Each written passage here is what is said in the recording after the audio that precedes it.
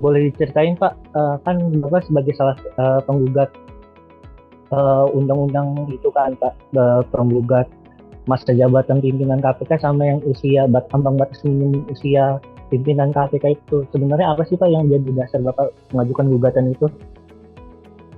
Jadi dasarnya adalah konstitusi kita bukan mengatur bahwa yang membentuk undang-undang itu presiden bersama DPR. Kalau kemudian warga negara merasa dirugikan atas peraturan yang dibuat, diwadahi untuk melakukan permohonan uji material terhadap peraturan perundang-undangan tersebut.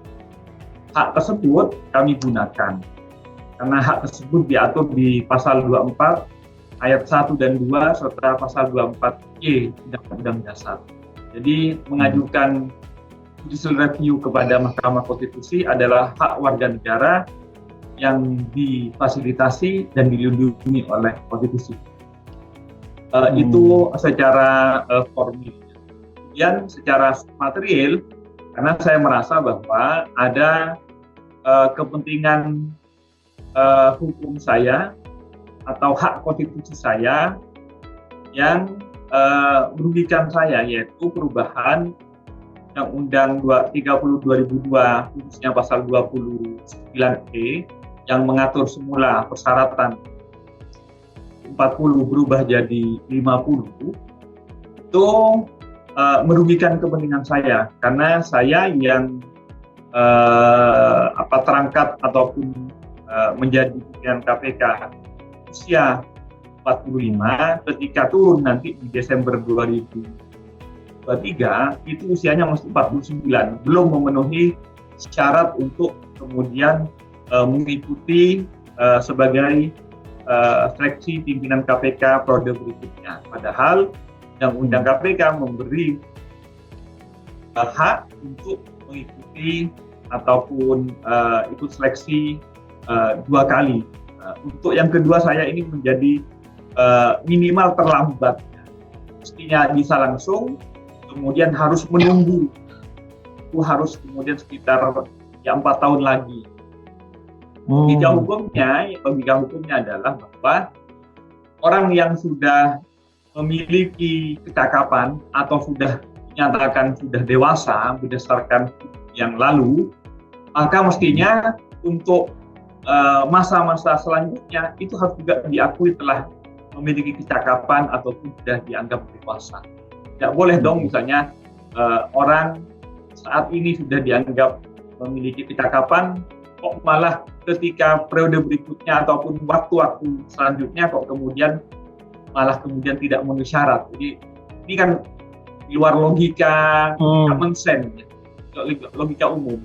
Anda misalnya sudah duduki sebagai jurnalis, tapi kemudian ada perubahan di internal perusahaan. Kemudian Anda malah kemudian yang sudah duduk, sudah jadi jurnalis, kemudian menjadi dianggap tidak memiliki kecakapan atau kedewasaan. Itu kan kemudian mencederai logika common sense. Dalam perspektif konstitusi itu melanggar kepastian hukum. Jadi orang yang sudah secara hukum dewasa kok kemudian di waktu yang akan datang dinyatakan tidak dewasa. Itu pasal 29. Pasal 34, jadi saya melakukan permohonan GR itu 2 pasal. Yang kedua yaitu pasal 34. Saya memandang bahwa kita hukum pembatasan kekuasaan lembaga negara itu kan dibatasi dalam 2 hal.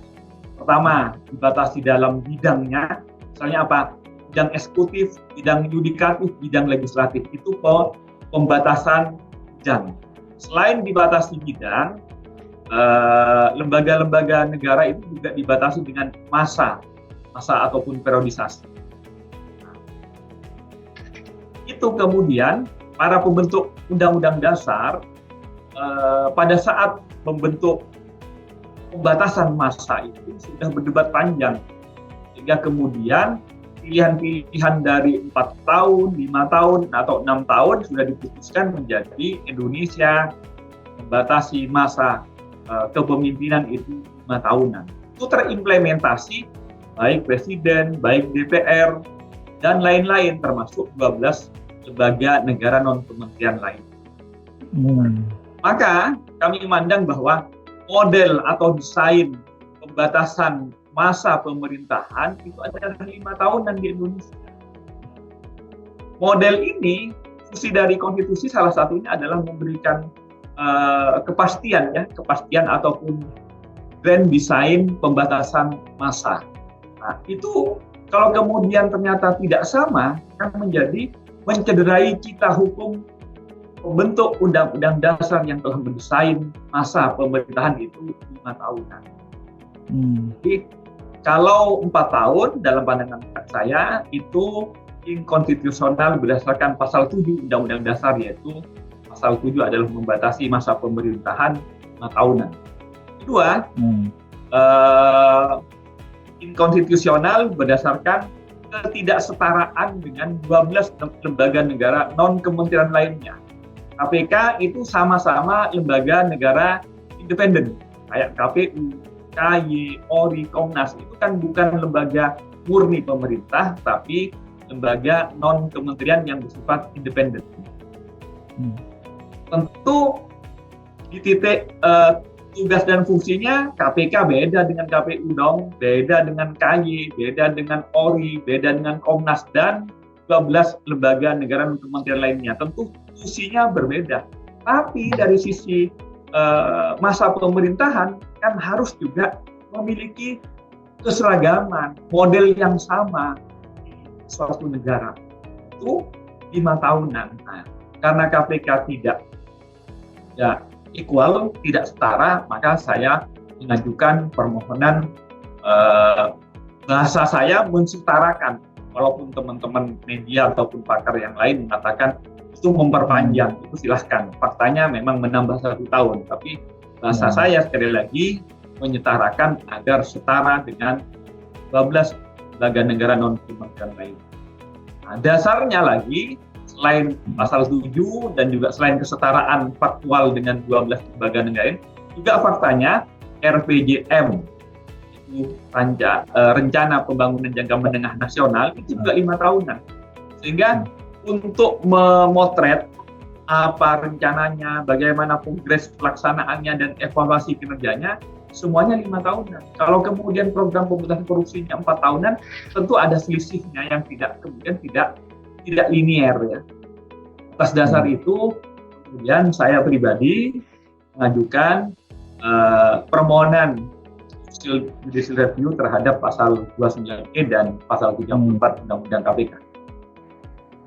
Pak, berarti kalau menyimak alasan Pak Gufron tadi, salah satunya kan ada ini, Pak Gufron bilang di periode pertama Pak Gufron layak nih untuk menjadi pimpinan KPK, tapi malah untuk maju lagi ke periode kedua justru malah syaratnya belum memenuhi gitu kan ya Pak ya. Berarti ya. Pak Gufron ini sudah mantap untuk mencalonkan lagi jadi pimpinan KPK periode berikutnya gitu. Sekarang saya tidak berpikir sedang mencalonkan atau tidak mencalonkan, tapi ini berkaitan dengan norma. Norma itu adalah hak ya. Hak itu adalah hak yang memungkinkan saya untuk mencalonkan diri. Apakah saya kemudian mencalonkan ya atau tidak, nanti kan urusan pada saat selesai masa kepemimpinan saya di periode pertama dulu.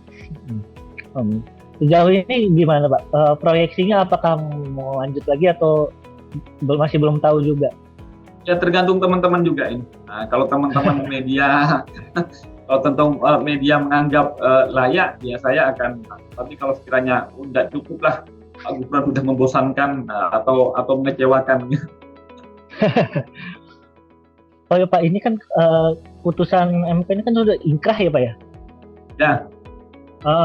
Kalau dari juru bicara MK tuh bilang putusan ini berlaku sejak pimpinannya Pak Gufron dan Pak Firly. Jadi memperpanjang masa jabatan dari 4 tahun ke 5 tahun. Tapi pakar hukum terus di anggota dewan dan pemerintah sendiri bilangnya ini baru berlaku di periode berikutnya. Jadi yang sebenarnya seperti apa sih Pak? Biar nggak bingung gitu. Sebenarnya saya menggugat undang-undang itu bukan bicara kepemimpinan atau masanya Pak Gufron atau Pak Firly atau siapapun. Yang saya gugat adalah norma ya. Norma itu kemudian setelah diputuskan oleh MK, kapan berlakunya, lihat di pasal 47 Undang-Undang MK, yaitu sejak dibacakan. Sejak dibacakan, hukum itu sudah kemudian berubah sesuai dengan amar putusan MK. Amar putusan MK dibacakan tanggal 25 Mei. Nah, sejak saat itu, norma tentang pasal 29E dan pasal 34 itu adalah norma sebagaimana amar putusan MK. Jadi, tidak bicara masanya Pak Gufron, entah itu Pak Gufron atau siapapun, yang penting pada saat dibacakan, sejak saat itu sudah berlaku. Itu anunya, jangan biaskan ke masanya Pak Gufron, Pak Firly, Pak Alex, bukan itu. Tetapi keberlakuan norma yang dimohonkan judicial review itu berlaku sejak diputuskan dan dibacakan oleh MK. Sejak saat itu, kalau ada penerimaan, diterima JR-nya, maka sejak saat itu berubah normanya. Artinya, kalau begitu, artinya Pak Gufron bekerja sesuai SK dari Presiden aja gitu, ya, sampai tahun 2002, sampai akhir tahun ini gitu. Bukan begitu. Jadi bukan begitu. Sekali lagi, norma itu saya terlahir dari norma Undang-Undang 30 2002 ya, yang diubah untuk yang kedua kalinya. Sementara saat ini undang-undang tersebut saya JR, maka sebelum tidak berkaitan dengan mau sudah selesai atau tidak selesai, faktanya per tanggal 25 norma tersebut berubah. Sejak saat itu berlaku adalah pasal 29E, pasal 34. Pasal 34 apa? Yang semula mengatakan bahwa masa pemerintahan atau masa kepemimpinan pimpinan KPK itu 4 tahun, jadi 5 tahun sejak tanggal 25. Maka sejak tanggal 25, siapapun pimpinannya, bukan Pak Gufron doang. Mau masnya juga seadanya jadi pimpinan. Kalau kemudian ada perubahan MK, sejak saat itu sudah berlaku ketentuan yang baru. Berarti artinya ketika tahapan berikutnya mulai dari pansel dan segala macamnya itu langsung berubah menjadi 5 tahun gitu ya Pak ya? Langsung berubah 5 tahun sesuai putusan MK yang dibacakan tanggal 25. Berarti tahapan setelah putusan MK ini DPR dan pemerintah berproses seperti biasa dan seperti tahun-tahun sebelumnya gitu, nggak ada yang berubah kecuali tahun. Tapi ya itu setelah memenuhi masa 5 tahunan, bukan 4 tahunan lagi.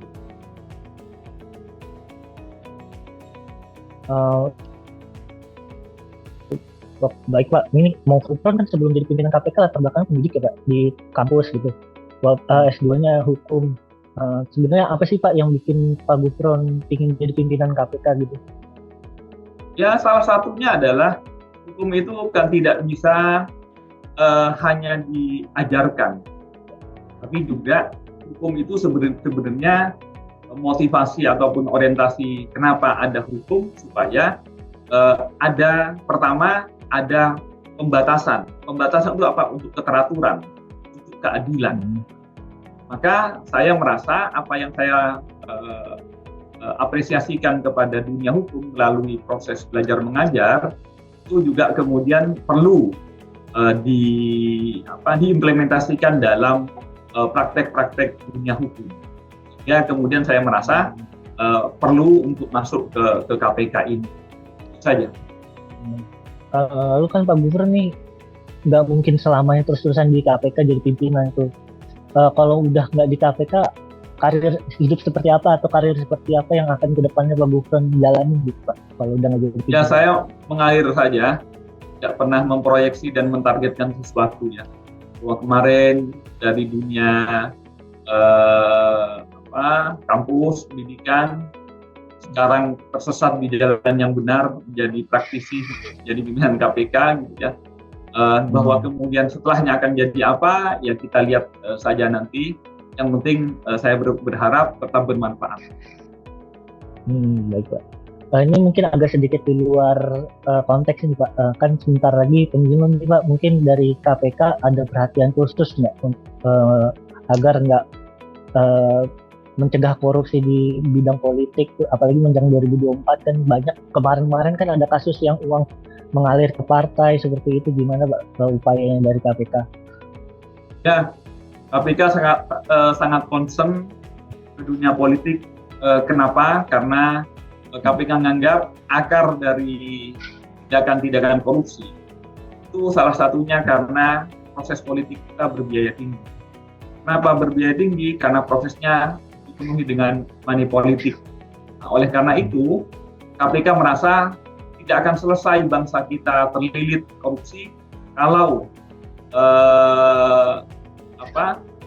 hanya dibersihkan atau diselesaikan secara hukum dari hilir saja.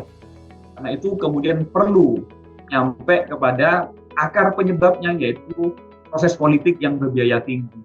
Oleh karena itu KPK saat ini masuk ke dunia politik, bagaimana agar politik kita berintegritas, baik penyelenggara, baik peserta, parpol-parpol maupun juga pemilihnya. Karena tidak mungkin bisa berintegritas kecuali tiga-tiganya berintegritas. Nah, KPK concern kalau kita ingin Indonesia itu tentu kemudian harus berbasis proses dari pemilu yang diharapkan tersebut itu tabrii atau diproduksi dari proses politik yang berintegritas. Kalau proses politiknya dipenuhi dengan uang, pasti kemudian ketika duduk tidak akan memikirkan konstituen, tidak akan memikirkan rakyat, pasti memikirkan bagaimana mengembalikan kos ataupun modal politik. Nah, ketika begitu, maka korupsi adalah kepastian. Nah, itu yang kita harapkan. Kita KPK tidak akan happy dan merasa tidak akan selesai memberantas korupsi kalau tidak diselesaikan dari akar masalah bangsa kita, yaitu politik yang berbiaya tinggi karena ada money politik. Baik Pak, itu kan tadi dari sisi politik ya Pak, tapi kalau dari pemilu 2024 ini kan tentu banyak ada calon anggota legislatif yang baru dengan kelompok umur yang lebih muda dari 2019 dan begitu seterusnya. Mungkin Pak Gufron ada pesan untuk calon anggota legislatif muda yang baru nanti akan maju menjadi anggota legislatif ke depannya agar nggak korupsi, itu gimana gitu, apa yang harus diperhatikan?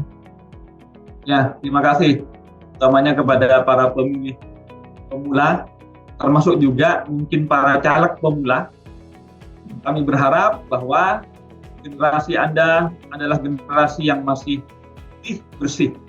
Kami berharap Anda yang masih putih bersih itu mampu mengukir sejarah bahwa masa Anda adalah masa yang sudah bebas korupsi. Karena itu buktikan bahwa baik para caleg pemula maupun juga para pemilih pemula, pastikan Anda berintegritas, pastikan bahwa Anda mampu memberikan harapan-harapan bagi generasi selanjutnya. Karena kerugian akibat proses politik yang berbiaya tinggi ataupun proses politik yang banyak monopoli politiknya, sesungguhnya itu bukan hanya merugikan diri kita masing-masing, bukan hanya merugikan selama satu periode yaitu 5 tahun, bahkan kerugiannya itu sesungguhnya kerusakan bangsa akibat korupsi itu lebih dahsyat, lebih panjang. Karena misalnya ya, ada seorang pimpinan kepala daerah, kemudian korup, kemudian jualan izin, rusak hutan. Itu kalau rusak hutan tidak mungkin akan terkembalikan atau terrecover hanya dengan misalnya pengembalian nilai uang. Tidak selesai itu. Menumbuhkan kembali hutan tidak akan selesai 5 tahun ataupun 10 tahun, bahkan bisa lebih panjang dari itu. Nah, itu akibat korupsi sekali, tapi kemudian resikonya panjang. Oleh karena itu sekali lagi kami berharap, mari tunjukkan pemilih pemula dan juga caleg pemula, Anda adalah bagian dari solusi bangsa dan bukan dari bagian dari masalah bangsa. Kami berharap tangan Anda, Indonesia mampu mengukir sejarah bahwa Indonesia bisa bersih dari korupsi. Baik Pak. Terakhirnya Pak, Belakangan ini kalau diperhatikan kan KPK tuh sering dikritik publik, bahkan sering dibanding-bandingkan katanya kalah lah dari Kejaksaan Agung. Yang terakhir kan Kejaksaan Agung ngangkut menteri gitu, sedangkan KPK belum ada nih kegiatan yang bisa menandingi kata orang-orang gitu. KPK gimana nih menyikapi kritik seperti itu? Apakah itu jadi perhatian khusus kenapa di internal pimpinan? Ya, setiap kritikan dan saran baik positif maupun negatif oleh KPK tentu sangat direkam secara baik dan diapresiasi. KPK sangat apresiasi kritik-kritik tersebut. Tapi tentu ketika membandingkan tentu harus harus by data kan, tidak mungkin kita membandingkan tanpa data. Anda nggak tadi mengatakan menterinya satu kan, KPK sudah zaman saya sudah dua kan, Mensos dan KKP. Mensos dan KKP itu kan berarti sudah terbantahkan ya. Jadi apalagi mestinya begini, kalau mau membandingkan tentu dalam satu fase yang sama di lembaga yang sama. Anggap misalnya ya KPK kami periode kelima, bandingkan saja dengan periode keempat, periode ketiga, kedua dan ke-1. Itu bandingkan secara objektif data-datanya. Coba KPK di zaman saya menterinya 2, hakimnya 2, hakim agung ini. Hakim agung, sekretaris Mahkamah Agung. Artinya itu kemudian tidak dibaca. Apalagi mohon maaf, kalau kita memahami effort perjuangan kita menyelesaikan masalah perkara korupsi Papua, itu effortnya besar sekali. Kemudian masuk ke sana, perjuangannya anak-anak kami itu resikonya sangat tinggi. Itu bukan tidak seperti biasa, tidak seperti gubernur-gubernur pada umumnya, tapi kan yang begini-begini tidak diekspos. Yang diekspos adalah misalnya IPK. Padahal kita tahu IPK itu, indeks persepsi korupsi, adalah nilai persepsi korupsi terhadap bangsa Indonesia yang komponennya ada 9. 9 itu yang linear langsung dengan kinerja KPK hanya sekitar 3 dari 6 indikator. Tapi kemudian semuanya seakan-akan dibebankan kepada KPK. Ya tapi silahkanlah gitu. Tetapi maksud saya, mari kita melihat secara objektif. Lihat kami secara objektif juga angka-angka recovery asetnya bagaimana. Kita kan bukan hanya nangkap orang, tapi agar korupsi yang terjadi, yang sudah ngambil uangnya negara itu kemudian terrecover. Bukan hanya banyaknya orang yang masuk tapi recovery asetnya nihil. Termasuk juga bukan hanya KN-nya tinggi, tapi kemudian setelah ditangkap itu masuk ke kas negara, terkembalikannya berapa kan? Kan itu yang misalnya Anda ya, Anda datang ke mana, mau nangkap ikan ke laut, apakah yang diukur dari banyaknya umpan atau besarnya kapal? Apakah bukan kepada hasil tangkapannya? Jadi boleh saja mungkin ini korupsi berapa T, tapi tanya dari berapa T itu yang kemudian yang berhasil di recover berapa? Kan yang penting adalah recovernya. Jadi KPK saat ini untuk mengukur kinerjanya sudah sangat matematis dan bisa Anda uji akuntabilitasnya. Apa? Pertama, kami menguji pada recovery aset. Recovery aset. Nah, yang kedua, setelah recovery aset adalah sentencing rate. Sebelumnya, ini perlu Anda ketahui, sebelumnya menggunakan indikator conviction rate. Apa conviction rate itu? Keterbuktian. Kalau keterbuktian rata-rata KPK sejak pertama sampai keempat rata-rata pasti di atas 90%. KPK tidak menggunakan itu lagi. Zaman saya tidak menggunakan conviction rate. Keterbuktian artinya kemenangan saja. Kami menggunakan sentencing rate, artinya persentase. Misalnya dituntut 10 tahun, itu dikabulkannya berapa? 8K, 9K, ataukah 10? Kalau cuma bicara conviction, keterbuktian, ya semuanya rata-rata terbukti, rata-rata KPK menang. KPK menaikkan sekarang indikatornya bukan hanya kepada conviction, bukan hanya keterbuktian, tapi kepada penghukumannya berapa persen dari yang dituntut. Itu lebih terukur. Itu dari sisi penindakan. KPK juga sekarang masuk kepada cegah. Cegah itu apa? Kemudian mengukurnya dengan cara dua hal, perbaikan tata kelola, dan yang ketiga bicara tentang apa? Potensi kerugian negara yang mampu dicegah. Yang sayap ketiga, trisula ketiga kami pendidikannya itu meningkatkan integritas. Karena bagaimanapun adanya KPK, adanya penegak hukum yang lain, bagi orang-orang yang tidak punya niat jahat, ini hanya soal tantangan. Maka kami membenahi agar para penyelenggara negara berubah itikadnya. Tidak duduk untuk ngambil, tapi duduk untuk profesional, untuk menunaikan amanah-amanah yang sesuai dengan sumpah. Itu yang kita orientasikan secara lebih terukur, dan semuanya kami akan pertanggungjawabkan kepada publik dan kepada Tuhan Yang Maha Esa. Baik, Pak. Terima kasih, Pak. Itu nanti sudah cukup banyak Pak Gufron menjelaskan, sudah cukup jelas. Nanti tinggal ditunggu aja hasilnya di YouTube-nya IDN Times sama artikelnya di idntimes.com. Terima kasih Pak Gufron. Selamat sore, Pak. Selamat sore. Wassalamualaikum warahmatullahi wabarakatuh.